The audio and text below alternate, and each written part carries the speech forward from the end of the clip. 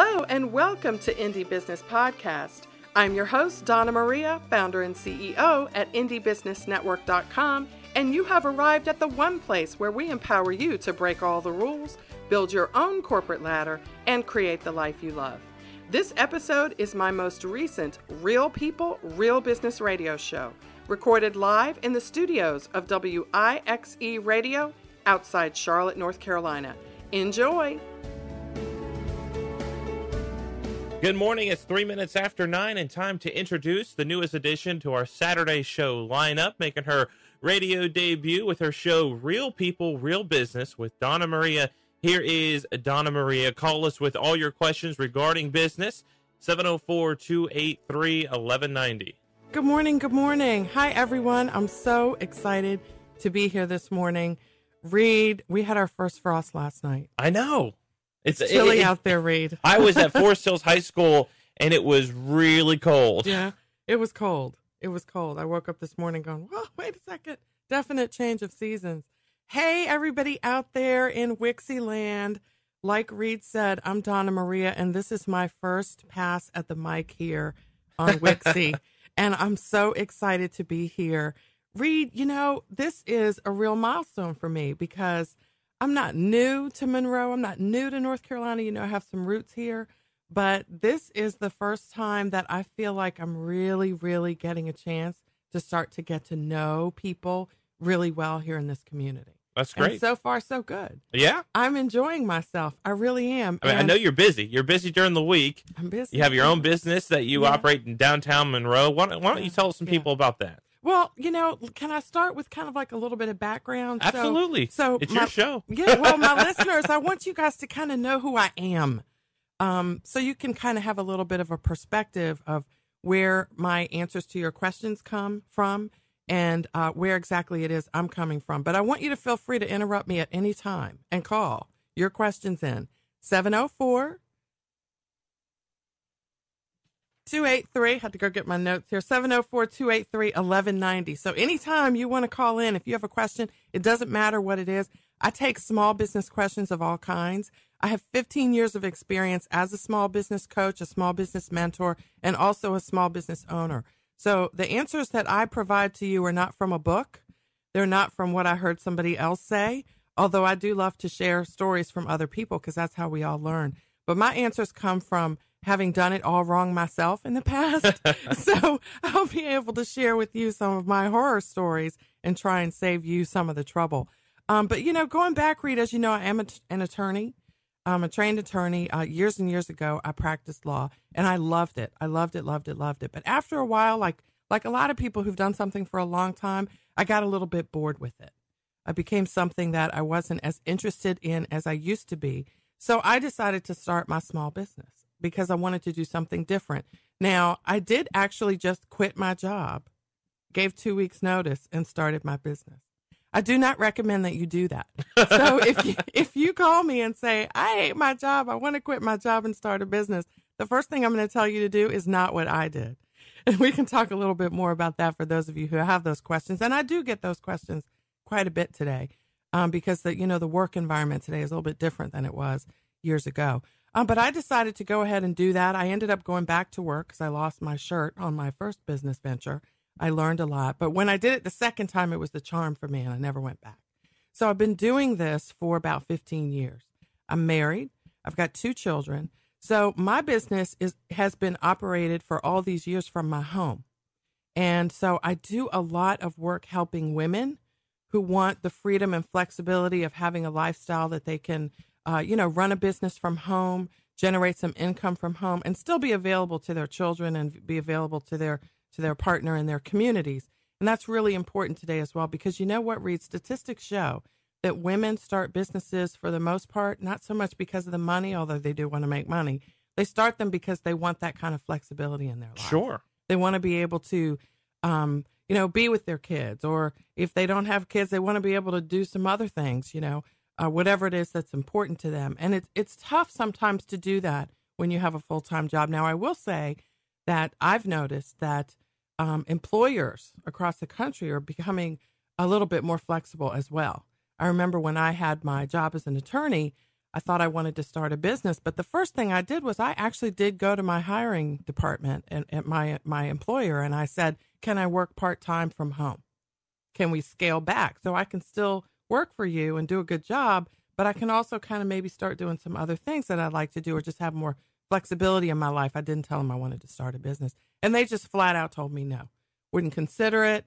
We need you to be here sitting at your desk. All our clients need to see you sitting there working. You know, I guess they build so many hours. They charge so much. It's like when the clients come in the office, they better see some people, some butts in seats, you know.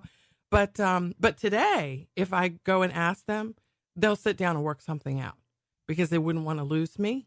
And because they realize that people can be just as productive from home, working part-time, as they can, you know, sitting in front of your face doing something. So there are a lot of more options out there now. It's not, you know, all or nothing. You have to work or quit your job. You can do both. And the work environment today is much more amenable to that because employers understand that they can't always provide you with the hours that you want anymore. They can't always pay you what they used to be able to pay you. You don't get benefits, and you sometimes have to put yourself in a position where you can do something else. But everybody's situation is different. So what we're all about here at Real People, Real Business is real people and real business. We could talk a lot about how huge companies run, and we can learn a lot about how huge companies run. And I do a lot of things in my own business based on watching large companies. I just scale it down. Some of the same strategies and tactics that I've seen multinational companies use, I do myself. I just do it as one person or two people with my team. And I just do it on a smaller scale. But you can learn a lot by watching them because they make a lot of mistakes too. And they also do a lot of things right. So I take a lot of my examples from that. But, you know, we just work really hard to serve people. Now, so your question, Reed, was where's the studio? We just opened our indie business studio on 206B, Suite B, North Haines Street here in Monroe. And we have some classes coming up. We'll talk a little bit about that. But my goal there, Reed, is to be able to take everything that I have learned and shared online, because my business has been virtual for 15 years, and share it with people in my own backyard. People that I can talk to and shake hands with and have coffee with and talk shop with, because that's my passion, is helping businesses grow. And it's great to be able to work with people all over the world on a computer, which I'm really good at. But it's also great to be able to look someone in the eye and be able to help them grow their business and support my own local community right here in Monroe. So that's really why I opened the studio. And then I found you. I was like, wait a minute. I have a journalist background. I went to journalism school at the University of South Carolina, and I'm hearkening back to those days as I'm looking at all this great radio equipment in here. So I'm really sort of perched here in a place where I'm very comfortable and very excited to be able to share. So today we're going to be talking about small business owners and some of the things that you can do to start a small business. I kind of thought that's where we could start, because I get a lot of questions from people who ask me, what do I do first? I just don't know what to do. I have an idea, or actually most people have like 25,000 ideas for a business, because most people are good at more than one thing. And they think that all these ideas are going to be awesome. Yes, they're always all awesome. But the challenge is that they're pretty good at all of them. Like, you know, I can make a lemon meringue pie, and I can bake cookies, and I can also, I'm a good gardener. We just had the gardening show. You know, I can grow plants. Maybe I can sell those. I can cook. Maybe I can cook things. Maybe I could do a personal chef business. I also know how to, you know, do a variety of different things. And so for most people, women in particular, there's a real big challenge, because when you're good at a lot of things and you're very, very creative, it's a challenge for you to channel that energy into just one thing. And one of the most important things that you can do as a business owner is do just one thing, particularly when you're first starting out. Because if you diffuse your energy and spread it too thin, then what's going to happen is nobody's going to know really what you do, because you're baking cookies over here and you're doing something else over here. And so people become confused. And when people are confused, what do? They do nothing. Yeah. Because they're confused. They sit on their hands. Right. They go, I don't quite get that, so I'm just going to go do something else. You got to catch them quick. You got to be really, really clear, because they're only going to listen to you for so long. So when someone asks you what you do and you, well, I do this and I kind of do that, it's like, okay, I'm tuning out and looking for the next conversation before you've said 5 words. But if I ask you what you do and you say, I own a radio station and right here in Monroe, and this is what we do. We serve our sponsors, we serve our community. I get that.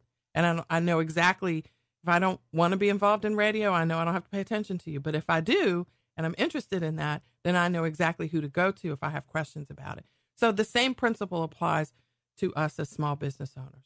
You have to be really clear in your own mind about what you want to do, and then you have to be able to articulate that to other people. So I really want to emphasize that if you're thinking about starting a business and you have been held back because all these ideas are swimming around in your head, you've got to get rid of most of them and focus on one of them so you can channel your energy into that. And, our income comes from where our energy goes. So if you're moving forward towards a particular goal, you're going to be able to get back what you need from that. And then you also want to watch for the signs, Reed. I get this question a lot too from people. How do I know at the beginning of my business whether it's going to work? What are the signs? How long do I do this before I throw in the towel or switch gears? And the truth of the matter is there's no one answer to that question because everybody's different. Everybody has a different level of commitment to business. So I would answer that question very differently for someone who I could see was very committed than I would for someone who I could see that was kind of had one toe in and the rest of their body wasn't there, because you've got to be there in the business. But one of the first signs you want to look for is whether the business complements your lifestyle, because if it doesn't complement your lifestyle, you're not going to do it. If you have, lots of children and you have a retail store, it might work for you if you have help. But if you don't, you're gonna have a little bit of issues, because the baby's gonna start crying as soon as the customer comes in. And that customer's not gonna hang around for very long if they have to wait. With the babies are great, but they make a lot of noise. And they break things. So that may be a little bit of an extreme example, but the truth of the matter is that you've got to be able to start a business that fits your lifestyle. And that's particularly true if you're a woman with children. I know this because that's why I started my business the way I did, so that I could work it from home. I could do things at 3:00 in the morning, which is not something you want to do long term, but certainly when my children were young, it was acceptable to me because I needed to get stuff done. So it was sort of the price I paid for having the lifestyle that I wanted. So I created the business around that. So I think that's really the second thing that I would say when people ask me that question. And the third thing is, are you making money? Okay. When you let people know what it is that you do, what comes back at you? Are they buying what you have to offer? And if they're not, and oftentimes when you first start out, they won't be, because you have to tweak. You have to kind of tweak as you go. And this, Reed, this radio station's grown, from where it was 10 years ago to where it is now. And the core is the same, right? The core is the same, but things have been tweaked over the years. So you change a little thing here, and we can't do that anymore because that didn't make any money, but this did. So we want to do more of that. So you really have to kind of play around and try new things and sort of learn as you go, learn from other people, watch what other people do that do what you do. And the great thing about the internet today, Reed, is, of course, you can find someone doing what you're doing everywhere. If you go online, and, people in other parts of the country have businesses like the one you want to start. So you can look at the ones that are doing it well, and you look at the ones that are not doing it well, and you follow the ones that are doing it well, and you learn from both. You watch what people that aren't doing it well do, so you can see what not to do. And then you incorporate things that are working in other people's arenas into your own business. So I hope that sort of sheds some light on where I'm coming from, what my background is, and why it is that I'm so passionate about this, Reed, is really how many of us can turn on the radio or open a newspaper today and not see statistics that show us that our income streams, our means of supporting ourselves are changing. They're changing. There aren't as many jobs as there used to be. And North Carolina particularly struggles in this area. If you look at all 50 states, we're kind of high up there in the unemployment, but we don't focus on that, because we look at that and go, okay, what can I learn from that? How can I take that information and use it to improve my life and my community's life? And we one of the things we can do that with all the resources that we have here in North Carolina is we can start businesses, and we can work if we want to work, and we can have a business doing something that we really, really love. So that is why this is so important to me, the unemployment numbers that we see, and really the opportunity today that everyone has to start a business of their own. So we've got a question here from someone that's actually emailed me yesterday letting me know that she was not able to come to the show live today and be here, but she had a question about how she could do something in her business. And the question says, Dear Donna Maria, I'm sorry I'll miss your show tomorrow, but I would like to know how I can work with other people in my community to create an accountability group that I can use to make sure that I do the things I say I'm going to do. And I think this person, because I've known her for a little while, I kind of know where she's coming from, Reed, because it's when you have your own business, it can be very, very lonely. And you can, you're in your office all day, or if you bake cookies or whatever it is for your business, you're in the kitchen all day, and it really can be isolating. And because you have a business of your own, and oftentimes you have a small business owner, you're wearing all the hats. You have so many things to do, and you have very little free time. So this question comes from a place of, okay, I've gotten my business to the point where it's moving forward, and now I really need to stick to some very specific systems and specific plans, but it's very hard for me to do that because I'm by myself all day, and I don't have my coworkers around me to say, well, where's that report? Or did you run that spreadsheet? Have you filed your taxes this quarter? Did you reach that goal that you said you were going to reach in terms of your sales numbers? And what you can do, I'll tell this this person that emailed, and I hope you're able to listen to the recording of the show so we can share this with you, is to just be able to look around in your local community and see if you can gather 2 or 3 people together and set up a regular meeting time to meet and talk about what your goals are and share that you reached them or that you didn't, so you can help each other. And these groups are called Mastermind groups. You may have heard of these. Mm-hmm. Mastermind group is essentially a small group of individuals who work toward a particular purpose. And in a mastermind group for business, that particular purpose is that everyone would have a successful business. And so when you come together in these mastermind groups, let's say you meet every other month, because I have a couple of mastermind groups, and I meet, one of them is here physically, and 2 are actually done by phone.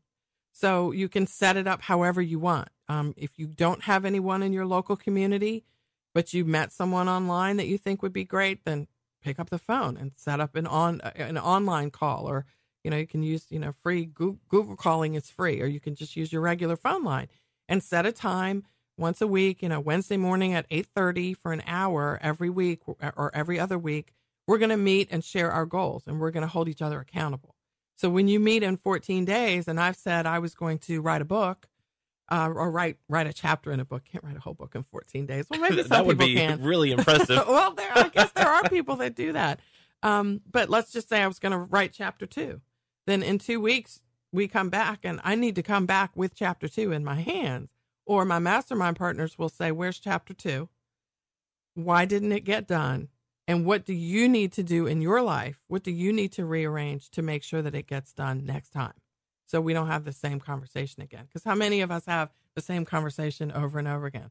Well, I'm going to write that book. Don't we have people, we're coming up on Thanksgiving, right? Do you have people in your family every year they've starting something new? Mm-hmm. And every year, one day I'm going to, go into the recording studio and record that song, or I'm going to write that book, or I'm going to start that business. And it's the same thing over and over and over again. Well, part of it is because there's nobody around them for 12 months to say, well, is this just all talk, or is this something that you're really going to do? And I think people underestimate how successful they can be in a business.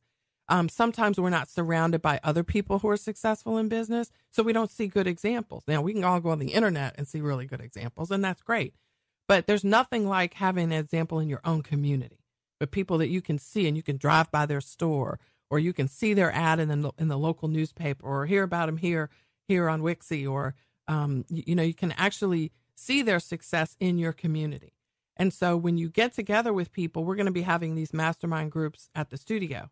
We're going to have a mastermind group every month. The first one is scheduled for, I can't remember the date, but it's November. You can go to indiebusinessstudio.com and you can see the class schedule. But we're going to have these every month. So people in the community can come and share their goals, and you can come back the next month, and you can come back the next month and share with each other what it is that you're doing. And the other thing you'll do, Reed, is you'll get ideas from other people.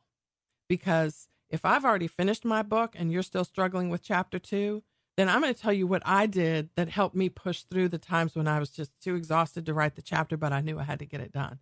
So you'll find that these other people in your community will be able to encourage you.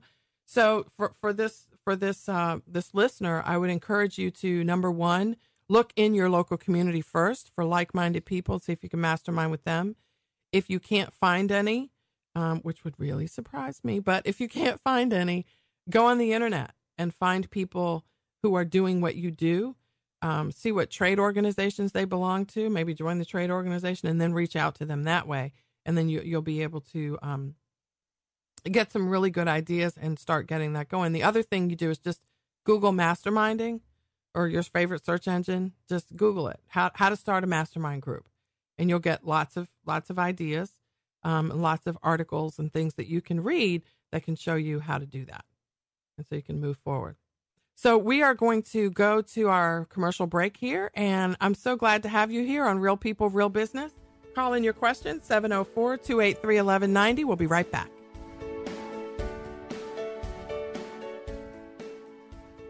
We're back. I'm so excited to be here. We're back with Real People, Real Business. I'm your host, Donna Maria. We're taking your questions live at 704-283-1190. And, I just want to let you know, too, that you might be listening to this show online. You might be listening live online.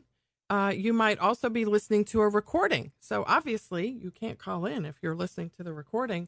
But I want you to know that we are live on WIXE.com every Saturday morning at 9 o'clock. And you can call in your question to 704-283-1190, and I will answer it. And I'm so excited to be able to do that. So we actually have another question by email here, Reed. We have a question from Wendy, and she wants to know, how do I get publicity for my business? Well, that's a really good question, Wendy. So there's a few different answers to that. But the first thing I want to tell you is, because I don't know what your business is, I'm going to say this. You need to make sure that you have something to say about your business besides I have a business. Because the last thing that a reporter or a journalist or a person that maybe writes articles for magazines or newspapers wants to hear is, I'm calling you or I'm emailing you because I just started my business. And that's probably great, and it's good news. But if I'm going to write an article about you, or if I'm going to feature you on my TV show or whatever it is, I need more than that. I need to know what you're doing. I need to know that my listeners or my readers or my viewers will like it. And I need to know that you are making strides so that the story can be interesting and juicy. So what you first want to do, Wendy, is you want to look at your business and make sure that things are working, so that if you do get new customers from that media feature, you are prepared to respond to them and deliver what you promised in that media feature. So I know I've heard countless stories of people who have, scored some media hits, and they've been great. But their whole website shut down after they did that because they weren't ready for that kind of traffic. Now, that doesn't happen very often. It sounds like a nightmare we all like to have, right? Yeah, it sounds like the government's healthcare system right now. Oh, gosh. Okay, Reed, don't go there. Just briefly. I just briefly said Reed. it. Okay. Okay, you can leave the studio now, Reed. Okay, no, I'll leave. I'm just kidding. No, but really, just, think about making sure that you're ready for it. And make sure that you're ready to tell the journalist or the reporter what the news is about your business. If you've just, for example, we just opened a new studio. That's news, because there's a studio, there's a place where small business owners can go, where they can connect to each other, where they can be more successful. That benefits the community. Everyone can have a business of their own today. The unemployment rates being what they are indicates that more people are interested in starting a business. So there's a news angle there.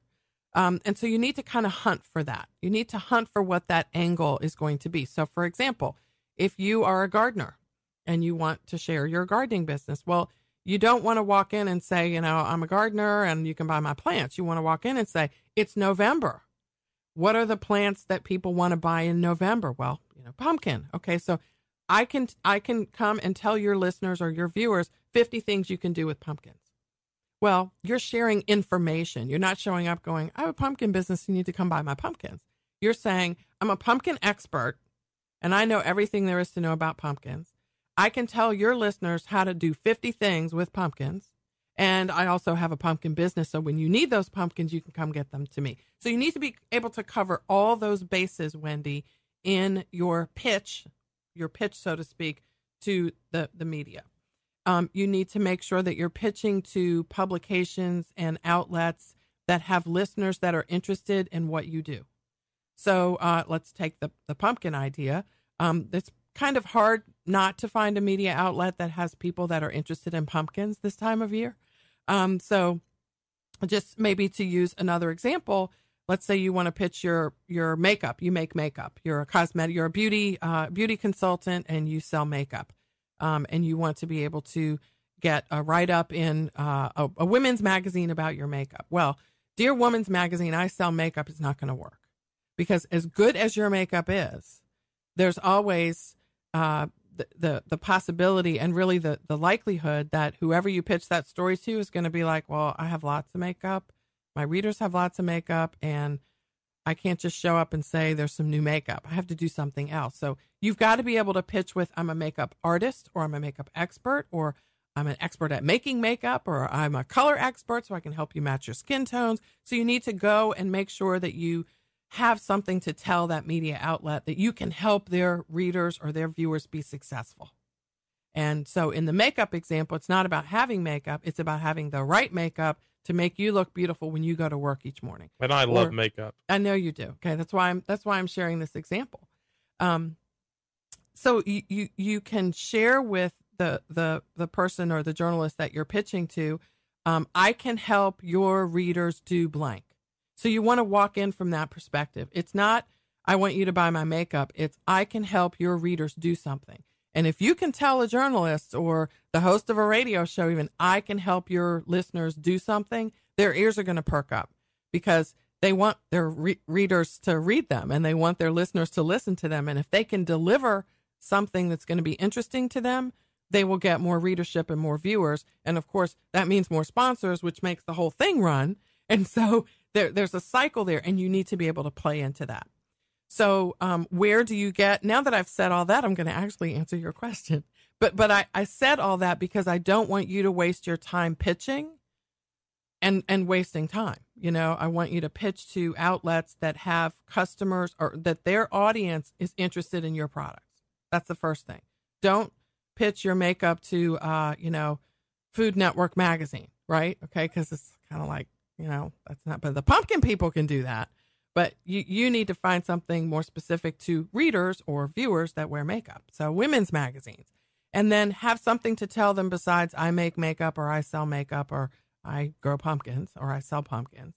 And then what you want to do is you need to find these media outlets. And that's a very time-consuming process because, we could sit down all day and look up all the radio stations in our area, all the magazines, all the newspapers. There aren't as many as there used to be, but there are still a lot. It's very time consuming to look those up. So I want to encourage you to go to a website called HelpAReporter.com. Help a Reporter, you may hear it referred to as HARO, Help a Reporter Out. Some people say, I found this media lead on HARO. And a media lead, for those who don't know, is just a lead from a journalist who's looking for a story on something. So if I have a women's magazine, I might, I need leads for people who can help me tell my readers how to wear their makeup, right? Okay, so I would be the journalist looking to do a story on that. So I would put a media lead out there, hopefully attracting makeup manufacturers or makeup people to come and tell my readers, to help me tell my readers how to put their makeup on properly in the morning or whatever. So if you go to HelpAReporter.com, you can sign up for an account there. There's a free version. I think there's a free version, But even if there isn't a free version, there used to be a free version. Sometimes they change these things, right? Like there's a free model, and then one day you wake up and the free model's gone. So you want to check that. But if there isn't, there's a very inexpensive monthly fee. And what you can do is you can sign up for that service, and you can check boxes to tell the service what sorts of media leads you want. So, for example, if I'm the makeup manufacturer, I don't want media leads about, animals or food. I want media leads about women's issues, beauty, health, lifestyle, color matching. If my makeup is the type of makeup that helps busy moms put on all their makeup in the morning and not have to spend hours doing that while the babies are crying, well, then I want mom magazines, right? So you can choose what kind of leads you want to be pushed to you, and you'll get a couple of emails every day with those specific leads in them. So you can read those leads, and they'll tell you, I write for such and such a women's magazine. I'm looking for someone to help my readers put on their makeup better. You have to be at least 25 years old. This magazine is in the northwestern part of the United States. So, you probably, so you have an idea of who it is, what audience they have there. So you can narrow it down by region. You can narrow it down by topic.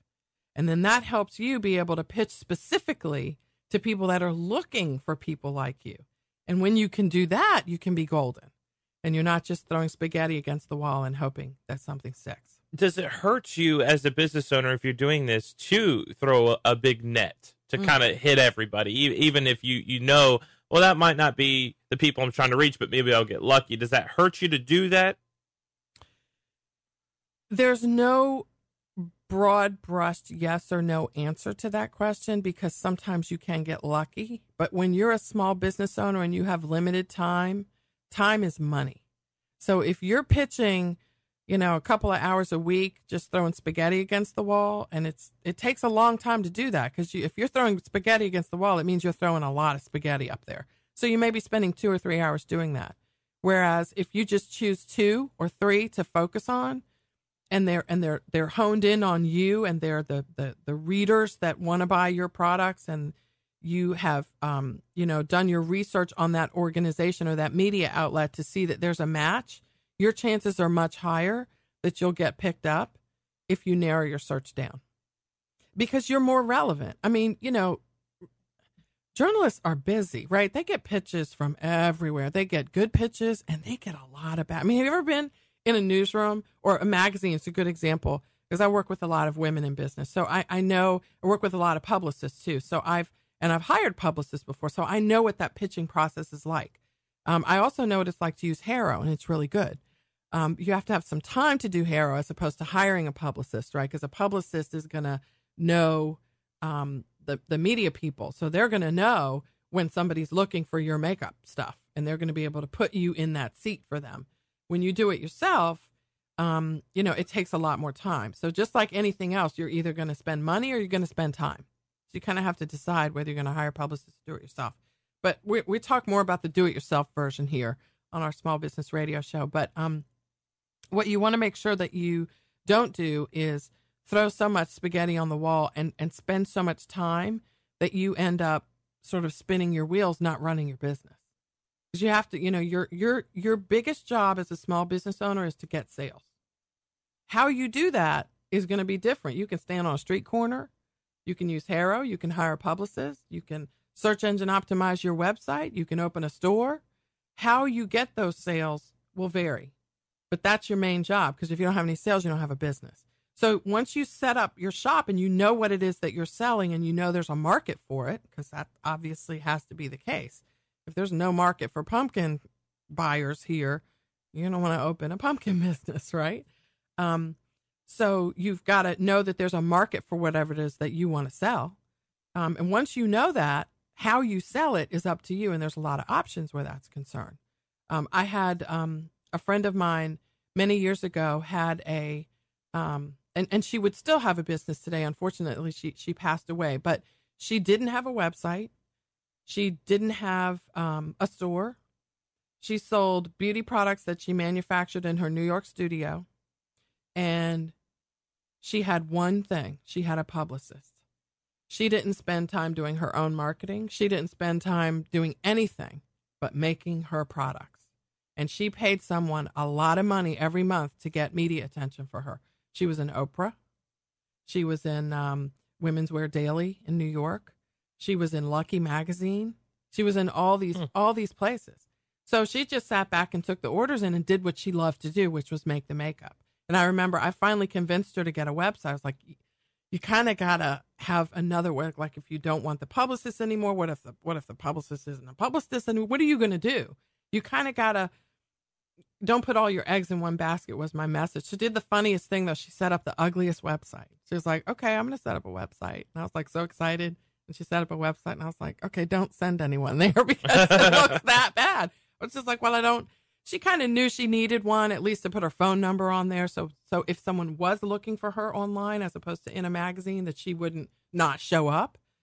She got that. And she put her phone number there and a tiny little picture of her sugar scrub. And that was it. And I was like, okay, well, I wouldn't buy from there. But she didn't care because she was getting her business from another place. So my point is, know what your strategy is going to be. That was her strategy. She had great products, but if she didn't have a strategy, they'd just be on a shelf somewhere. She wouldn't be able to sell them. So back to Wendy's question, I would go to HelpAReporter.com, figure out how it works, and then sign up for it, and then start getting their queries, their media leads, and then start responding to them. And do a really good job of responding. Okay, don't write the reporter like a whole, 5-page missive on your business. Answer their question. If they're looking for makeup for busy moms, then you write 3 sentences about makeup for busy moms, because they're not going to read a whole page about it. They're looking for makeup for busy moms. Tell them what you have. Send them a link to your website so they can see it. Make sure there's a picture of you there, because when the media features businesses, they don't just want to feature the makeup. They want to feature the person who provides it, because there's more of a story there when that happens. So remember, you're not just pitching makeup, you're becoming a story. The makeup gets pitched because you show up. So don't focus so much on buy my stuff. Focus on helping people. And when you focus on helping people, as I like to say, you're golden when you're helpful. So go be helpful. And if your product is good, people will buy it, because people will want to be helped. And so they'll support the people that help them. We're going to take another break right here at Real People, Real Business. I'm your host, Donna Maria. Call your question in 704-283-1190. We'll be right back.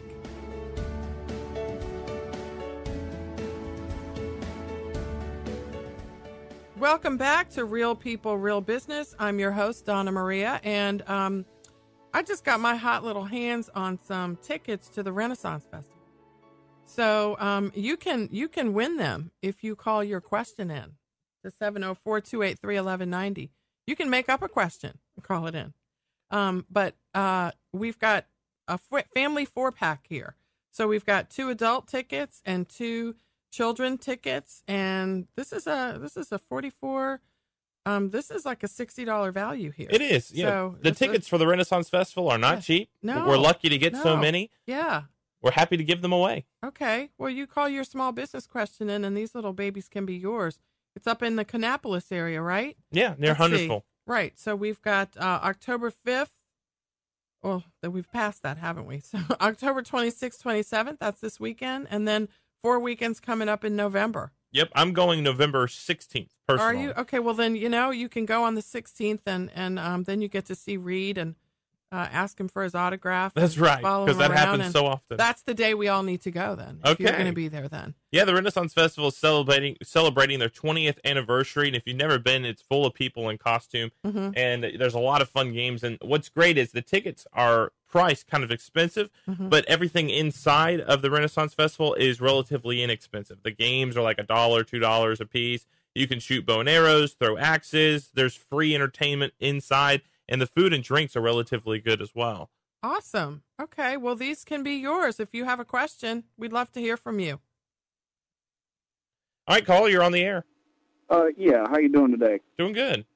Listen, I'm in the pest control business, and I'd really like to start my own pest control business. I have to get my license and everything. That's a formality that I have to get out of the way first. I realize that, but I guess one of the biggest reasons I haven't done that yet is because I need to build a customer base. It's primarily a residential customer base, but I want want to concentrate on a certain area of the community. I don't want to be like Charlotte wide or something. I just want to be, fairly local within 25 miles. Okay. And so tell me what your question is. Well, how would I target that particular or any particular area? How would I do that? Okay. First of all, let me tell you, you won the tickets. Okay. So we're going to make sure before you hang up, make sure you we'll get you back on so we can get your address and information. Okay. So you want to know, okay, so how do you target? Let me first ask you, you said 25 miles. This is obviously 25 miles that's packed with houses and developments and condominiums, right? Well, yeah, you're going to have that, and there are some rural areas involved too. Okay. Well, the first thing you want to do is you want to do that research, and you want to find out how many households are in that 25-mile radius. And you should be able to get that information, fairly easily from, any sort of real estate companies. If you have some friends that are realtors, they can pull that information up for you. So you need to know what your best target market numbers are. So if 50,000 homes, okay, so is that going to be enough to help your business survive? Because you have to have those numbers. And if you want to only serve the residential market, what you're doing is you're eliminating all of the business markets. And business owners and retail stores and all that, they need pest control as well. So restaurants and things of that nature. So make sure that if you're narrowing it down to numbers that could still sustain your business. The other thing I would suggest you do as you get those numbers is start looking at what other people who are independently owned pest control companies are doing. So once you narrow down that, you said 25 miles, and you know how many people are there, you need to find out where they're getting their pest control services now. Who's your competition going to be? Right. And then that way you'll be able to kind of have an idea. If there's already 1 million pest control people in that area, you might want to think twice about the residential market. Maybe in that 25-mile area, there aren't as many people serving the business part of the arena. And so maybe you could switch to that. So you kind of really want to pay attention to that market research and the numbers and who your competitors are in that area. Now, you also asked about how to build an audience. You do need to build an audience. And I think I'm glad you asked that question because this is something a lot of people overlook. We think we have a great product or you're an expert pest control person. And so, anybody who needs pest control, why wouldn't they come to you, right? Because you're so good at what you do. But what's really more important than what it is we do is the audience that we have to do it to. So your instincts are really good. Tell me your name. David. David, your instincts are really good, David, that you need to have that audience in place. So how do you get that audience in place? There are several different ways to do this. You can, if you have some connections in the media world, you can try and develop an audience by, pitching your service and letting organizations like Wixie and others know they sell advertising. You can do it that way. You can build an audience that way. You can also build an audience by sharing, just generally speaking, using social media, what it is that you do. Now, not everybody's really into using social media, so you kind of have to ask your question yourself if that's something that you or the people that work for you would be interested in doing. But spreading the word and collecting people's email addresses is very important. So if there are local community events where you can go and set up a table and bring your clipboard with your name and address collection, of people maybe give them 10% off your first pest control inspection or whatever if you sign up for our monthly newsletter that gives you tips and hints on how to control your own pests. Okay, because people want information. If you're empowering people, if you're going to help me control my own pest situation in my house and I have that problem, I'm going to go, well, he's going to help me do that. He's going to give me tips and things that I can do in between my monthly pest control inspections that he comes out and does. Then I'm going to be drawn to you because you're trying to help me. You're not just trying to sell me your service. You're trying to empower me to help myself. So you'll be top of mind when my husband says, oh, I saw a mouse over there. I'm like, we need to call that guy that gave us all those tips in that last newsletter. Or he was at that booth at the Renaissance Festival or whatever it is. And so you kind of draw me into you into your world of trying to help me control this problem that I don't know how to control myself. Does that make sense? It makes perfect sense. I appreciate that. You're welcome. Thank you, David, right? Yes. Thanks, and David, come by the station Monday through Friday during business hours, and the tickets will be waiting for you. All right, buddy? I appreciate it, Ray. Thank you. No problem, man. All right. So that's a really good question. I'm glad he asked that because, in fact, I really love that his instincts are so good because he didn't just say, how do I sell my stuff? He said, how do I build an audience? And this is something that I think a lot of people do actually overlook. It's easy to overlook this. I always like to say, and there's some great truth here. So, this is a truth bomb. This is like a small business truth bomb I'm about to drop on everyone. Okay, so make sure you're listening. Your ears should be perked up now. Write this down in big letters. Put it on your bathroom wall if you're a small business owner. Your audience is more important than what you sell, because once you have an audience, Reed, you can sell just about anything. You may not be the person making it. You may be selling somebody else's stuff, but once you have an audience, once people are paying attention to you, you can sell them things. Now, you obviously, as a small business owner, want to pick your audience very carefully. Again, you don't want to sell pumpkins to people who are only interested in makeup. But I want you to remember that, because this is something people completely overlook. They spend a lot of time getting the perfect product together. And then they're ready to launch after 6 months of preparation. They're ready to launch their business, and guess what? The only people they have to tell are their family members and their kids and their friends. And it's like, okay, well, that's great, and they're going to buy from you, but they're not going to make your business work. So you need to be building an audience at the same time as you're doing the work that you do. Never go any place without a clipboard and a place to write down people's email addresses and addresses so you can stay in touch with them and always be top of mind in their minds when they need something done. So, David, that's good. So I don't know what 25 miles you're in, but we want to see that business start, and we're excited to help in any way that we can. Go to indiebusinessstudio.com, and you can see our class schedule there. And you can follow me on Twitter at Donna Maria. I tweet small business tips all the time. I tweet where I'm going to be, what classes we're going to be having. So make sure you follow me there. And you can also follow me on Facebook at facebook.com/Donna Maria IBN. IBN, that's short for my Indie Business Network, which I run. So Donna Maria IBN on Facebook and Donna Maria on Twitter. So, Reed, are we signing off? First show done? First show is done. All Great right, job. guys. So we'll see you next Saturday right here at Wixie, 9 o'clock in the morning. This is Donna Maria for Real People, Real Business. See you next week, guys.